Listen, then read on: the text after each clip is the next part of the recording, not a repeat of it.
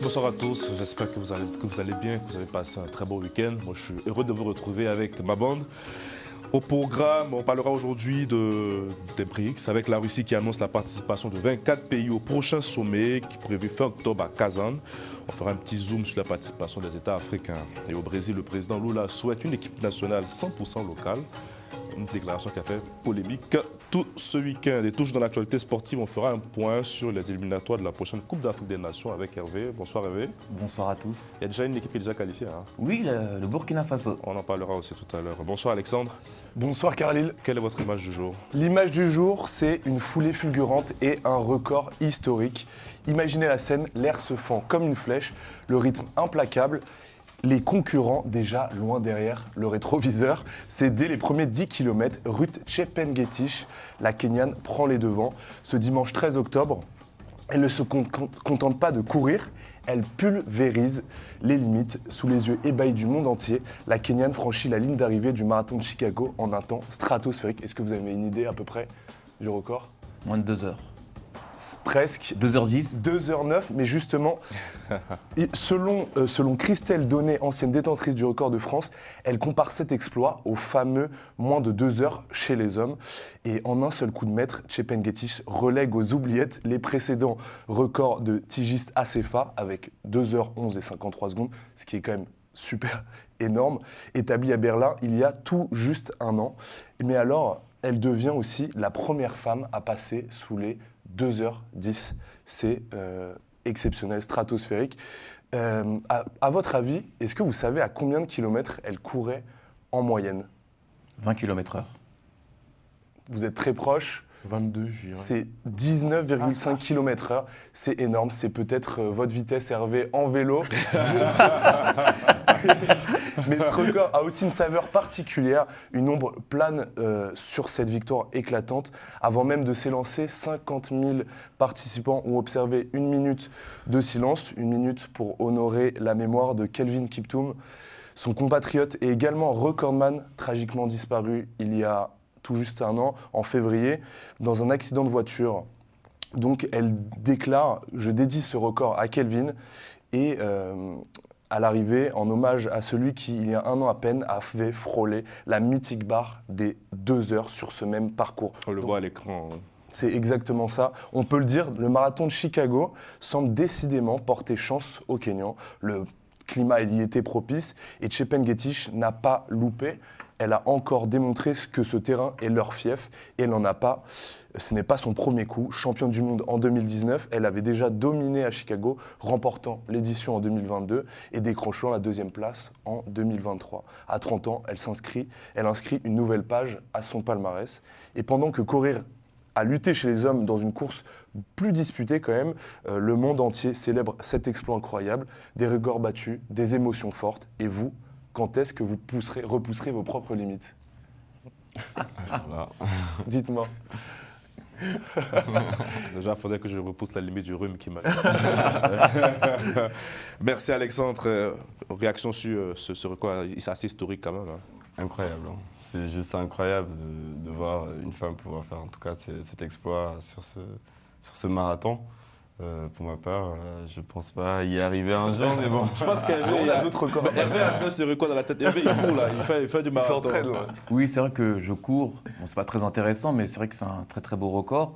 Mais je pense qu'aussi c'est beaucoup d'entraînement, beaucoup d'abnégation. 3 mois d'entraînement. Et elle travaille énormément. Enfin, avant, mais là, particulièrement pour Chicago, c'est 3 mois intenses concentrés sur Chicago. J'imagine. Hein. C'est quand même assez fou. Moi, jamais je pourrais faire ça, honnêtement. Ouais, à force de manger des kebabs chaque midi. Antoine, réaction rapidement? Non, mais je trouve ça phénoménal, énorme, parce qu'en soi, ça prouve que l'être humain encore, il est capable d'encore améliorer sa condition et surtout d'aller encore plus loin que ce qu'il a déjà fait précédemment. Et c'est encourageant surtout pour les femmes et surtout son message à la fin pour le continent africain en plus.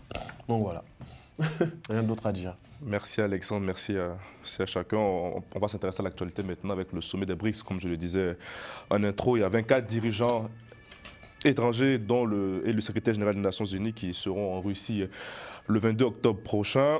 Plusieurs pays africains souhaitent rejoindre le bloc des BRICS. Rapidement, quel avantage pour eux de faire partie de cette organisation-là? Ça leur permet déjà de pouvoir avoir accès à des financements autres que ceux traditionnellement proposés par le FMI et la Banque mondiale qui leur impose des conditions assez drastiques. C'est une banque des BRICS aussi, il faut préciser.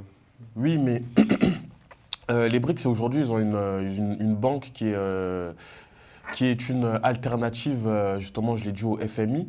Et ça leur permet d'avoir une voie autre que ces financements-là qui leur imposent des choses assez drastiques. On l'a vu par exemple pour le Ghana qui veut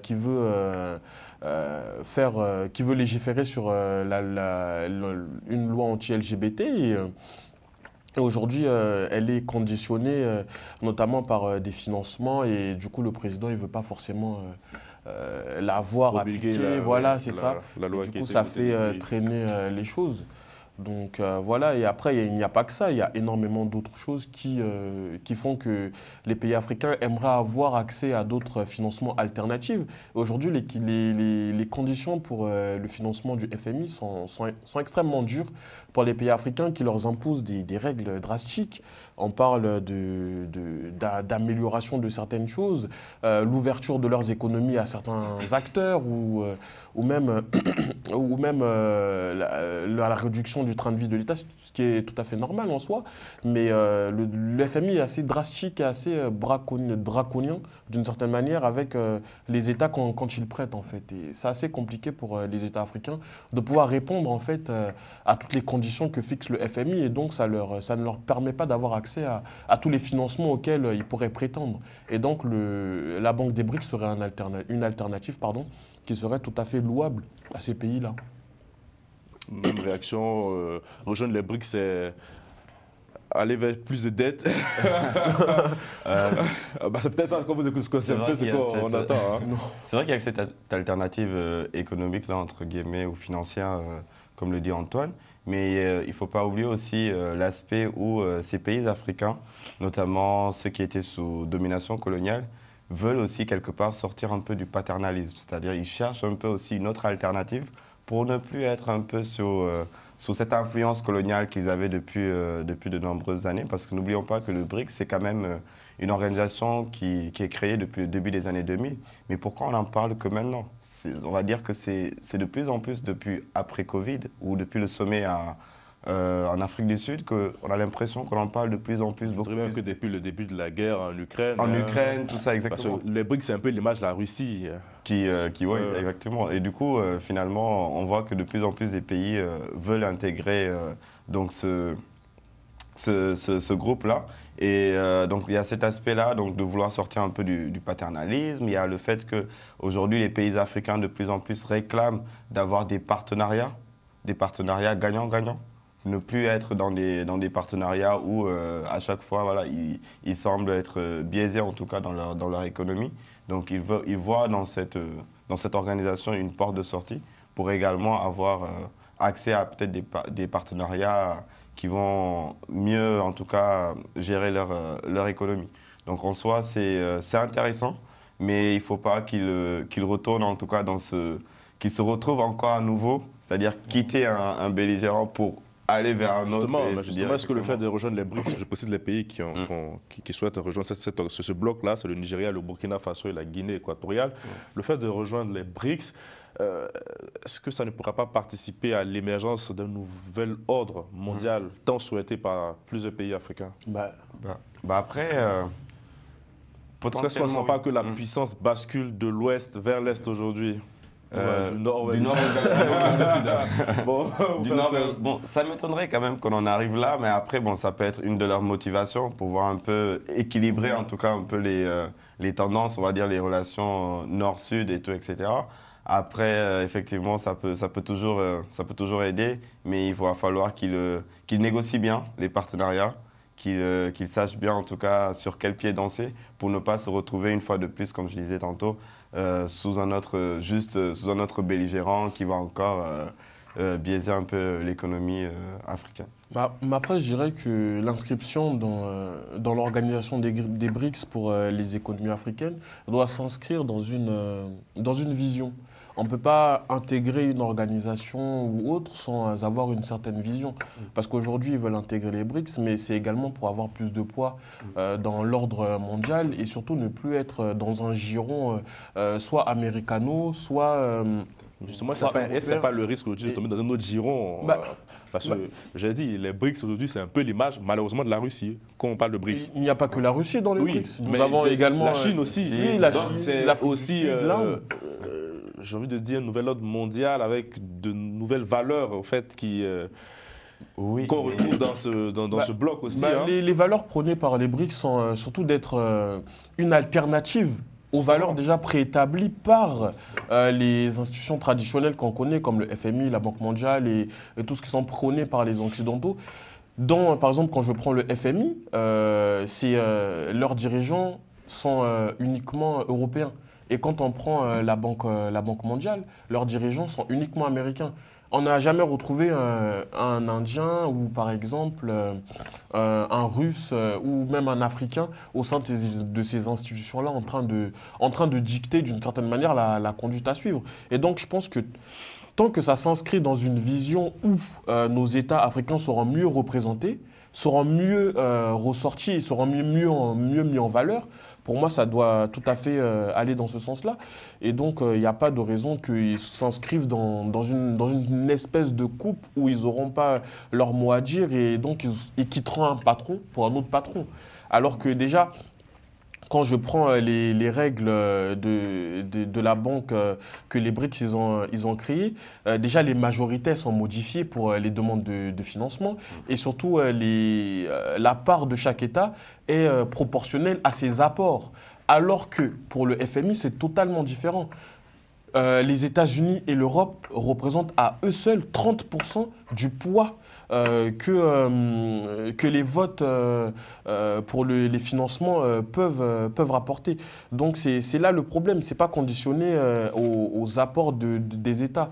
Et le problème, il part également de ça. Donc moi, je pense que les BRICS sont totalement une alternative auquel nos États pourraient avoir droit et surtout pourraient s'inscrire. Tant que ça reste bien sûr dans une vision. C'est ça le problème. Et la Guinée équatoriale qui est prête à accueillir en 2026 le prochain sommet des BRICS. Donc ça démontre qu'il y a un vrai engouement sur le continent. Cédric, comment voyez-vous cette organisation dans les 10 ans à venir? Est-ce qu'elle peut, je prends le pari, terrasser un peu par exemple le G7? C'est bien possible, vu l'engouement, vous l'avez rappelé au début de l'émission. Aujourd'hui, on a une vingtaine d'États qui veulent déjà intégrer cette organisation. Donc cela montre tout l'engouement qu'il y a sur cette organisation. Rappelons déjà que même lorsqu'il y avait juste les 5 États qui ont composé le BRICS, on était déjà à, je pense, 26% de l'économie mondiale. Justement, donc c'est aujourd'hui avec 22 États qui vont encore s'y ajouter. Donc ça donne encore plus en plus un poids. Donc d'ici 10 ans, ça sera, j'ai envie de te dire, un adversaire en tout cas de taille au G7 et toutes ces autres organisations alternatives qui existent déjà. Et il faudrait rappeler que les BRICS, aujourd'hui, c'est 35% du PIB mondial et 40% de la population mondiale. Donc, ce n'est pas du tout négligeable. Je dirais même que c'est plus qu'un concurrent de taille au G7, parce que le G7, c'est 7 pays. Donc, en soi... industrialisé, il faut pas... Oui, mais un pays peut très bien s'industrialiser. Et s'ils travaillent ensemble, je pense que les BRICS les aidera à pouvoir atteindre le niveau d'industrialisation qu'ils souhaitent, à mon avis. De toute façon, les BRICS ont une importance particulière. Et même le président Macron voulait s'y rendre au dernier sommet à Johannesburg pour montrer que le monde ne peut pas aujourd'hui se passer de ce bloc-là, malheureusement. Et il a été récalé. Il a été récalé, on va dire. Faut dire vrai. Parlons un peu de football. Au pays du roi Pelé, le chef de l'État a déclenché une polémique ce week-end suite à cette déclaration. Je le cite. « Ceux qui jouent à l'étranger ne sont pas meilleurs que ceux qui jouent ici. Je soutiens depuis longtemps que l'équipe nationale brésilienne devrait compter des joueurs évoluant dans le pays. » D'abord, c'est le rôle d'un chef d'État d'avoir de tels propos. On a l'impression qu'il est sélectionneur. Après, c'est le Brésil, on sait que c'est le pays du foot. Donc, mais bon, tour de table rapide. Hervé, notre spécialiste. Non, je ne pense pas, parce que chacun doit rester à sa place. Le football aux footballeurs et à ses acteurs, et puis la politique aux politiciens. Mais ça reste le Brésil quand même. Oui, mais peu importe, Carlyle. On ne connaît pas ce prix. Antoine? Moi, je dirais que tout le monde peut donner son avis et je pense que le chef de l'État, il s'inscrit dans une certaine optique et surtout, il veut mettre en avant les talents locaux qu'il a sur son territoire et c'est tout à fait normal qu'il puisse proposer cette idée-là. Après, elle est à discuter, mais voilà. Moi, je dirais ça part peut-être d'une vision qu'il a par rapport aux stars. Alors, je précise que lors du dernier match face au Chili, si je ne me trompe pas, en tout cas lors du dernier match de la sélection brésilienne, c'est deux joueurs locaux qui ont marqué le but. Donc, il a pris un exemple pour dire, bah, voilà, on a la graine chez nous et voilà. Donc, en fait, je pense qu'il y a un peu ce côté starmania un peu dans l'équipe nationale qui va peut-être le déranger. C'est pour ça qu'il veut aussi promouvoir l'équipe locale ou les joueurs locaux, en tout cas entre guillemets, afin de pouvoir un peu équilibrer les choses. Je pense qu'il ne veut pas, parce que je pense que dans son discours, dans ses déclarations, il y a aussi une partie où il parle de l'histoire où voilà, il y a des joueurs qui se prennent un peu. Il veut quasiment les stars exclure les joueurs étrangers de l'équipe. C'est pas possible, ça par contre. C'est pour ça que il c'est donne un assez avis, choquant. Est-ce que vous vous rendez compte que. Après, C'est un avis de politique, mais en vrai, c'est un avis de politique, mais je pense pas. Pour moi, c'est impossible qu'il puisse. C'est qu'on veut enlever un peu les nationaliser le cadors football. de l'équipe, quoi.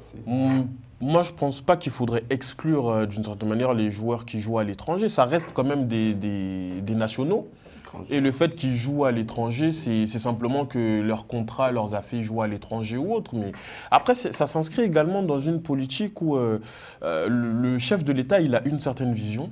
Et s'il veut la mettre en place, il faudrait qu'il puisse permettre à ces institutions-là locales du football brésilien d'encore plus briller. Et donc, ça permettra l'éclosion de nouvelles stars qui feront briller l'État au sein même du championnat national. Ça se fera tout seul d'une certaine manière, mais il faudrait quand même un accompagnement. C'est ça, c'est ce qu'il faudrait faire. Alexandre? Moi, je pense que le foot, dans le monde entier, c'est quand même un des sports qui crée la plus de ferveur, encore plus au Brésil. Et c'est vrai qu'il peut s'exprimer là-dessus, mais je pense qu'il faut éviter que les politiciens s'approprient quelque chose quand même Donc il y a une appropriation du à mon football, avis, à ce un niveau. petit peu, ouais, c'est toujours.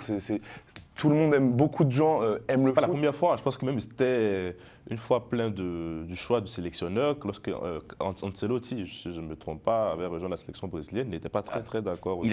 Il a pas rejoint, il y avait des tractations qui viennent. Ouais, justement, ouais. Mais il n'est pas venu. Donc, ouais, mais il avait marqué sa décision. Oui, parce qu'il voulait que ce soit désaccord un aussi, là. sélectionneur typiquement brésilien.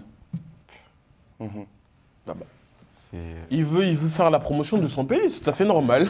Pour moi, je ne vois aucun mal à cela, parce que le fait d'avoir des locaux, ça permet de faire briller le pays. Et donc, d'une certaine manière, il faudrait concilier les deux. Il ne faudrait pas aller dans l'exclusion non plus, mais il faudra aller vers une certaine nationalisation des talents locaux, du championnat, etc. etc. Et c'est tout à fait normal. Peut-être qu'aussi, quelque part, il veut davantage inciter les joueurs à l'amour du pays. Parce que comme on le dit des fois, bon, c'est vrai qu'avec un peu les stars, entre guillemets, internationaux, des fois, cet amour du pays peut être biaisé par... Bon, sincèrement, est-ce que vous pensez que les joueurs brésiliens ne sont pas à la hauteur aujourd'hui, ceux qui jouent à l'étranger? Ah bah... Vinicius, Hendrick et tout. Moi, je ne parle pas des Madrilènes parce que je supporte le Real Madrid. Bah, Après, je ne sais pas ce que les autres font. non, mais il y a qu'à voir Rafinha, par exemple. Non, mais il y a qu'à voir leurs statistiques. C'est-à-dire que quand ils sont en équipe de club, ils sont très très bons. Et quand ils vont en équipe nationale, ils sont bons. Et en plus, c'est aussi un moyen de valoriser indirectement le sport local brésilien. Parce que c'est vrai qu'ils sont nés au Brésil, ils sont formés au Brésil, puis ils partent en Europe. Et les plus grandes compétitions se trouvent bien sur le sol européen. Moi, je fais juste une comparaison avec le rugby. Les All Blacks, qui sont l'équivalent peut-être de la Seleção, eux, ils ont pas le droit de quitter leur club de Nouvelle-Zélande, sinon ils ne pourront pas participer dans l'équipe néo-zélandaise. Donc ça permet d'éviter une sorte de fuite de talent. Et je trouve pas ça c'est pas choquant. problématique. Donc c'est pas choquant de vouloir exclure des joueurs... C'est quand de vouloir exclure quand même. Et c'est ce qui se passe. C'est ça ma question. Comparé à ça, on peut prendre l'exemple de certains pays africains aujourd'hui qui forment des infirmiers, des ingénieurs. Et finalement, ces talents-là, ils sont appelés en Europe, aux États-Unis pour travailler. Et c'est un peu la même chose. C'est une espèce de fuite des talents. Il faudrait avoir une certaine réflexion sur ce genre de Après, problématique. ils reviennent jouer au football chez eux. Oui, en équipe nationale. Ça, par exemple. Mais ils ne mettent pas en avant les équipes nationales. Il y a plein d'équipes qui sont très bien au Brésil. Enfin, je ne suis pas un spécialiste du football. Mais lui, c'est pas son Mais, rôle de président de voilà. venir dicter un peu la stratégie. C'est pas une question de dicter la stratégie, Bah, c'est plutôt un une peu. question. Ça s'inscrit, C'est non? le sélectionneur qui fait le choix. Oui, mais ça Et s'inscrit si dans on une veut vision. voir Ah, du coup, le sélectionneur doit s'inscrire dans la vision du président. Non, mais le président, il veut faire briller son pays, c'est tout à fait normal. Et il Vous faites briller demande. son pays avec ceux qui sont aussi à l'étranger. Vous faites briller vos pays étant présent Oui, sur le mais plateau. il y a aussi un championnat national. Il y a aussi un championnat national qu'il faut faire monter. Et donc, ça serait bien que ces stars-là puissent également jouer pour leur championnat national. Mais après, c'est également aux politiques, parce qu'aujourd'hui, rien ne se fait sans la politique. Hein. Il faut être clair. Il y a de aussi de toute l'argent, je suis manière. désolé, mais je Il y a pense que- énormément il y a aussi d'argent de- qui oui, doit être injecté voilà, parce que- dans le football. Et... Vous allez demander à un joueur comme Vinicius de retourner jouer au Brésil, dans quoi à Corinthians, je sais combien. Ben voilà, et donc c'est aux politiques. C'est à la politique Bah ouais. d'injecter les fonds au sein du championnat national qui font faire éclore ces talents-là et surtout faire monter le championnat brésilien. Aujourd'hui, on parle de la Ligue 1, du championnat anglais, qui sont des championnats très bien, ou encore de la Liga. Mais tout ça, ça vient de quoi? Ça vient du fait qu'il y a eu certaines politiques nationales qui ont fait que ces championnats-là sont montés à l'international. C'est surtout une question d'économie aussi, je pense. Quand on regarde, c'est concentré surtout en Europe. Pourquoi? Parce qu'il y a eu une manne financière et donc il y a des pays qui se le permettent. Et au Brésil, peut-être qu'ils essayent malheureusement Bah voilà. de concentrer sur d'autres politiques, peut-être sociales ou autre chose. Je pense qu'il faut juste un équilibre en soi. Oui, c'est tout. C'est pour ça qu'on est un peu surpris. Exactement, prendre les talents, entre guillemets, qui se jouent déjà à l'international et C'est tout, valoriser c'est comme ça. davantage les talents Ouais, c'est ça. nationaux. Et ça C'est un fait peu une ce qu'on bonne voit dans équipe, nos quoi. sélections africaines, hein, un peu de local, un peu de. Exactement, Il faut un mix, je pense. c'est important. Tout le Mais monde parle toujours de football rapidement. Mais le modèle des All Blacks, il est très bien, moi, je trouve. On est d'accord. Il faut être national. Voilà, même comme- Du coup, les léopards de la RDC, Non, on moi, parle que des. Moi, je suis congolais de Brazzaville, donc... les Diables Rouges, on a perdu contre la... Ouais, Ça tombe bien. Très belle transition, Hervé. Nous tout. Oui, on va commencer par la surprise de ce week-end, la défaite de la Tunisie à domicile contre les Comores, 1-0. Le but comorien a été marqué par l'attaquant qui joue à 3, Rafiki Saïd, à la 63e minute. C'est vraiment un exploit qu'ont réussi les Comoriens, car la dernière défaite des Aigles de Carthage à domicile lors des éliminatoires d'une CAN remonte à 2010 et c'était face au Botswana. Les Comores sont entraînés par Stefano Cousin depuis le début du mois d'octobre. Ce n'est pas son premier passage au continent, parce qu'il a déjà entraîné les moins de 20 ans du Cameroun et du Congo populaire. Il a aussi entraîné l'équipe olympique du Congo populaire. Congo Et populaire, ça t'a dit. le Congo Brazzaville. C'est le nom exact du Congo. Est-ce que j'ai dit des bêtises? non, c'est République du Congo, mais parce qu'il y a la République démocratique du Congo, Le RDC. oui, et la République du Congo. Ouais. Voilà. On peut dire aussi Congo populaire. Congo populaire. après, Congo populaire, ça vient d'où Pas ça? du tout. Ah, si, ils sont du Congo. Congo populaire. Congo, République démocratique du Congo. C'est une nouvelle expression. Bon, Non, mais on dit aussi Congo populaire. On va vérifier ça. On va je fact-checker. vais me renseigner, mais bon. Et avant d'entraîner les Comores, Stefano Cousin entraînait le Soudan du Sud. Alors le classement, ce qui est assez intéressant, c'est que la Tunisie est toujours première de sa poule, les Comores sont deuxième, la Gambie et le Madagascar sont derniers. Ah là là, Et- Madagascar, vraiment. Waouh. Ça, on va se reprendre. Parce que là. Mardi soir aura lieu le match retour. Il n'aura pas lieu aux Comores, mais en Côte d'Ivoire. Et en cas de victoire, les Comoriens prendraient la tête du classement. On continue avec le Sénégal, hein, les Lions de la Teranga, qui ont été dirigés pour la première fois par Pape Thiaw, le nouveau sélectionneur, qui a remplacé Aliou Cissé, puisque Aliou Cissé a été démis de ses fonctions d'octobre dernier. Pour la première de Pape Thiaw, les Sénégalais ont étrillé le Malawi 4-0. Les buts ont été marqués par Pape Gueye, Sadio Mané, Bouladia et Nicolas Jackson. Dans le même groupe, le Burkina Faso a battu jeudi dernier 4-1 le Burundi. Et hier, ils ont débuté la 4e journée, dimanche. Le Burkina Faso a battu le Burundi pour la 4e journée de ses éliminatoires. Le classement... Première nation qualifiée de la CAN. J'y arrive. Le classement du groupe G, on a le Burkina Faso qui est, comme vous venez de le dire, Carlil, qualifié et est assuré de terminer à l'une des 2 premières places du groupe. Le Sénégal est 2e, le Burundi est 3e et le Malawi est dernier. Merci beaucoup, Hervé. Madagascar, vraiment, ça va pas. Hein. Je vais passer quelques appels. Ou sinon sélectionneur. Ah, je n'ai pas encore le talent. J'ai la chemise blanche comme Hervé Renard, mais pas ce talent. L'appel est lancé, l'appel est lancé. Cédric, vous êtes fier pour le Sénégal. Là, premier match de Pape Diop, c'est ça? Ciao. Ciao. Désolé, je sais pas l'accent sénégalais. Ciao. Évidemment, parce que bon, on s'y attendait un peu, parce qu'il y avait quand même une petite, comment je vais dire ça, une petite tristesse en tout cas du pays par rapport à l'équipe nationale ces derniers temps, par rapport au coaching d'Aliou Cissé également. C'est qu'il a un peu plus poussé à la. Après, c'est pas ce Malawi. Donc, Oui, mais est-ce que le timing n'a pas été un peu rapide quand même? Parce que certes, Aliou Cissé n'a pas été en quart de finale de Coupe du Monde, mais il a un bilan plus qu'honorable. Ah oui, bien sûr. Mais, mais cette affaire, je crois que c'est plus profond. Je crois que son contrat était déjà terminé. non, il a été renouvelé en mars 2023. Après, ils ont voulu le renouveler, et ça a tardé au niveau du ministère. Bien sûr. Et du coup, le ministère a pris le temps et tout, etc. Et finalement, ils lui ont dit. Ouais, l'affaire est assez plus profonde que ça. Hein. Parce qu'au niveau de la CAN, théoriquement, le Sénégal va être qualifié, je pense, va terminer dans. Ils ont le intérêt. premier. Oui, ça devrait le faire, ça devrait le faire. Waouh, on avait là sur le plateau. Bah, c'est dommage pour les Diables Rouges. Hein. Oui, mais j'ai aucun commentaire à faire. On est un peu déçus, mais bon, il y a le match retour et pourquoi Ils pas. sont habitués. Pourquoi pas. Comme Madagascar, ils sont habitués à mettre comme ça aussi. Mais Hervé, tu parles pas de la Côte d'Ivoire, je sais pas pourquoi. On a Mais oui, battu, mais la Côte d'Ivoire a battu le Sénégal 4-1, oui, mais. Pourquoi? C'est quoi? C'est la jalousie? Non, Carnil, théoriquement, la Côte d'Ivoire devrait se qualifier pour la prochaine CAN. Bah ouais, là, on a fait un carton Défendre plein. son trophée On ira du chercher côté le du trophée Maroc. au Maroc, on ramènera en Côte d'Ivoire. On fera un petit tour à Madagascar pour vous saluer. Merci à vous les gars, merci à la réalisation Romain Clicquot de Menk, merci à vous chers téléspectateurs, portez-vous bien et à demain, même heure, même chaîne.